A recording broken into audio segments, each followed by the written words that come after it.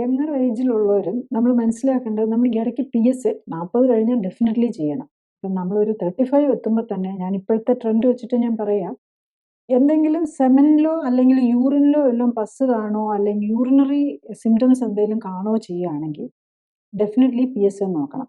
പിന്നെ ഒരു പ്രാവശ്യം PSA നോക്കിയപ്പം ഇച്ചിരി കൂടുതലാണെന്നും പറഞ്ഞുകൊണ്ട് അയ്യോ എനിക്ക് ക്യാൻസർ ആണെന്നും പറഞ്ഞുകൊണ്ട് നമ്മളങ്ങ് ഡിപ്രസ്ഡ് ആവേണ്ട കാര്യമൊന്നുമില്ല. ചിലപ്പോൾ ഒരു യൂറിനറി ഇൻഫെക്ഷൻ ആണെങ്കിലും ചിലപ്പം PSA ഇത്തിരി കൂടിയെന്നിരിക്കാം. അപ്പം അവിടെ ഒരു ഇൻഫെക്ഷനും ഇൻഫ്ലമേഷനും നിൽക്കുന്ന സ്ഥലം അവിടെ ക്യാൻസർ വളരാനുള്ള ഒരു പോസിബിലിറ്റി ഉള്ള സ്ഥലമാണ്. പിന്നെ നമ്മൾ ഒബേസ് ആണോ, ഡയബറ്റീസോ ഹൈപ്പർ ടെൻഷനോ, ഒബേസിറ്റിയും ഡയബറ്റീസും ഹൈപ്പർ ടെൻഷനും ഒക്കെ നമുക്ക് മനസ്സ് വെച്ച് കഴിഞ്ഞാൽ കൊളസ്ട്രോളും ഒക്കെ സ്ഥിരം അസുഖങ്ങളാണല്ലോ, ലൈഫ് സ്റ്റൈൽ ഡിസീസിലെ ഏറ്റവും പ്രധാനപ്പെട്ടാണല്ലോ. ഇതൊക്കെ നമുക്ക് മനസ്സ് വെച്ചാൽ നമുക്കത് തിരിച്ചാക്കാൻ പറ്റുന്നതേ ഉള്ളൂ. അതായത് ഒരു പ്രോപ്പർ ലൈഫ് സ്റ്റൈൽ കറക്ഷൻ ചെയ്ത് കഴിഞ്ഞ് കഴിഞ്ഞാൽ ഇതെല്ലാം തിരിച്ചു വരുന്നത് നമുക്ക് വിതിൻ 3 months നമുക്കിത് കാണാം. 3 months ഒന്നും വേണ്ട. ഡയബറ്റീസ് ഒക്കെ വളരെ ഫാസ്റ്റായിട്ട് ഇത് ചെയ്യും. അപ്പോൾ ഒത്തിരി മരുന്നൊക്കെ കഴിക്കുമ്പോൾ നമുക്ക് പലപ്പോഴും തന്നെ ചെയ്ത് കഴിയാൻ തന്നെ നോക്കാൻ പറ്റിയില്ല എന്നിരിക്കും. അപ്പോഴാണ് നമ്മളൊരു എക്സ്പേർട്ട് ഗൈഡൻസ് എടുത്തുകൊണ്ട് ഒരു ക്ലിനിക്കൽ സപ്പോർട്ടോടു കൂടി ലൈഫ് സ്റ്റൈൽ കറക്ഷൻ എടുത്ത് ഈ അസുഖങ്ങളിൽ നിന്ന് മാറാൻ നോക്കുക. മരുന്നില്ലാതെ അസുഖമില്ലാതെ ജീവിക്കാനാണ് നമ്മൾ നോക്കേണ്ടത്.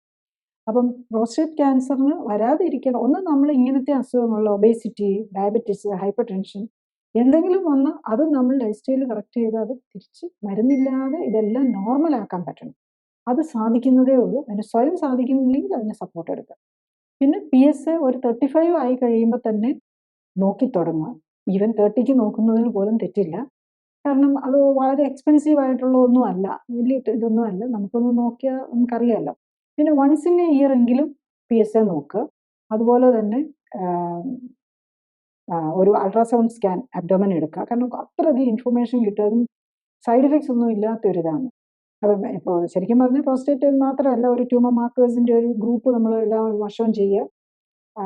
പിന്നെ ഇത് നോക്കുക, ഈ അവളെ അൾട്രാസൗണ്ട് സ്കാനും ചെയ്യുക.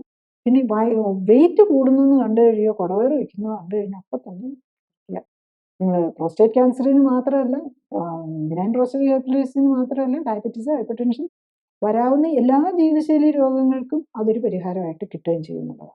കൂടുതൽ അറിയാൻ ലിങ്ക് ക്ലിക്ക് ചെയ്യുക. കൂടുതൽ വീഡിയോകൾക്കായി സബ്സ്ക്രൈബ് ബട്ടൺ അമർത്തുക.